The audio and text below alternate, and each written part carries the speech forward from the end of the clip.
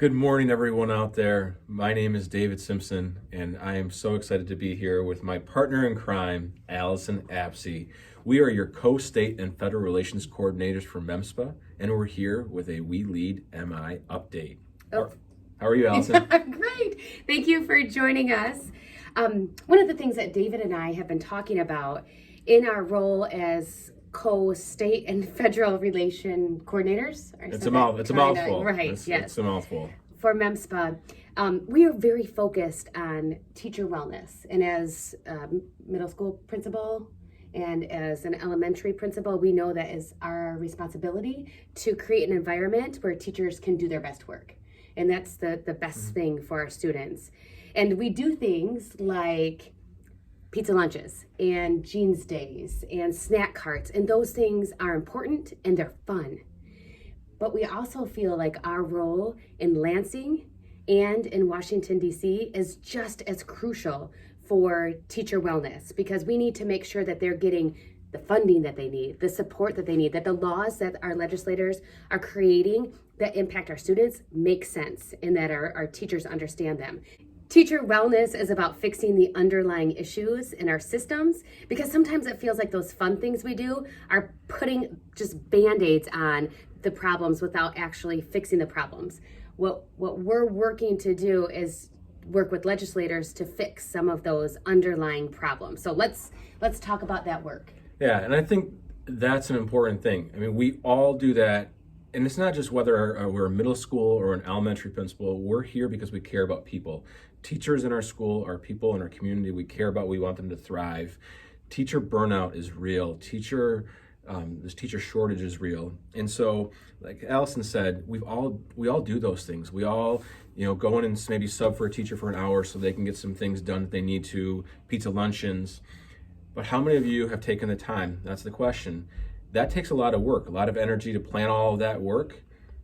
In 3 minutes or less, you could email your legislator, you could text your legislator, you could give a call. So that's what we're trying to do. When Allison talks about our call to action, we need to step up and advocate for our teachers, advocate for our students. And so things that we know of, the teacher shortage and the sub shortage. We're working right now with our legislators, Representative Kennedy's bill, coming in looking at who better than to sub in our schools than our retired teachers who know our kids and who love their jobs, and helping all of them be able to do that. Part of what we talk about is that teachers need to feel supported, and when teachers are routinely subbing on their prep period in a middle school or taking on more kids or covering, or principals are covering, that doesn't make teachers feel good. Teaching is the toughest job in the world, and they need time to plan high quality instructional. They need to be able to collaborate with families and with one another. And so those are those things that we need to talk about. It's demoralizing right now to think that we're going to hold back third graders in our state of Michigan for retention policy that is proven not to work. And so again, those are those things that we're trying to advocate in Lansing for. And then looking at adequate funding. And it's not just the per pupil increase, it's not just the school finance research consortium looking at the work that they're doing, but it's any type of bills that are going to siphon money away. We're concerned about some different talk about diverting money from the school aid fund, even though it might be backed up.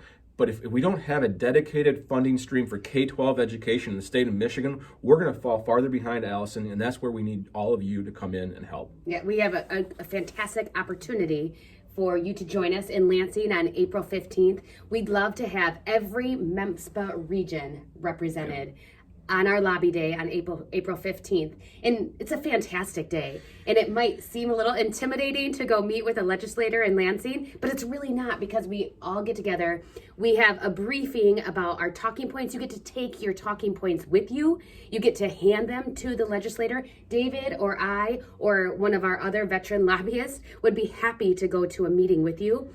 But if you'd like to be involved on our lobby day on April 15th in Lansing, it is a fantastic learning opportunity. We get repeat principals coming back over and over again because they find it so fulfilling and they know it's really important work. So please email Taryn Hurley to let her know that you are interested in joining us on April 15th.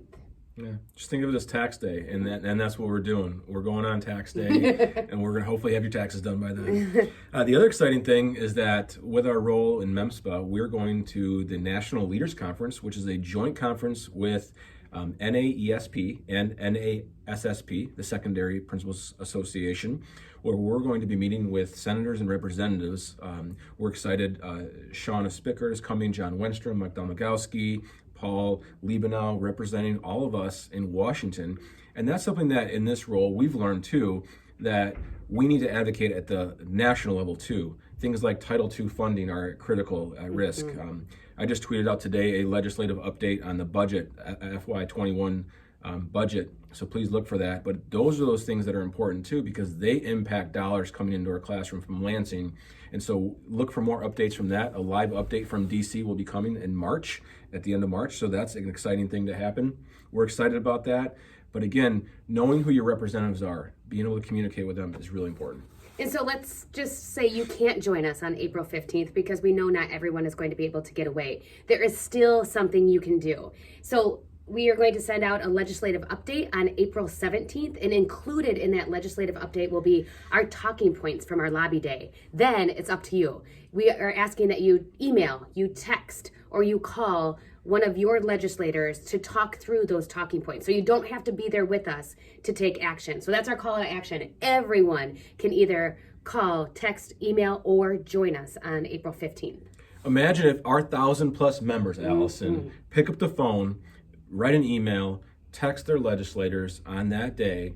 We'd have 1,000 messages, 1,000 voices strong in Lansing saying, what do our teachers need? What do our students need? So I'm excited for us to do that. That's our call to action. Let's do this MEMSPA. Let's do it for our staff. Let's do it for our communities. Let's do it for our kids. How compelling. You just gave me the goosebumps. Like, let's do this. Okay. Yeah. Thank you for watching, listening. Reach out to either one of us on email or Twitter, and any way you can reach us. We'd be happy to talk through any of this with you. Yep. Thank you. So our call to action today is about, that was not good. Okay. I'll edit that out.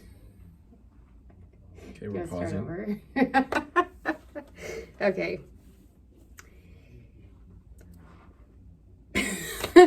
Okay, I'll edit. Okay.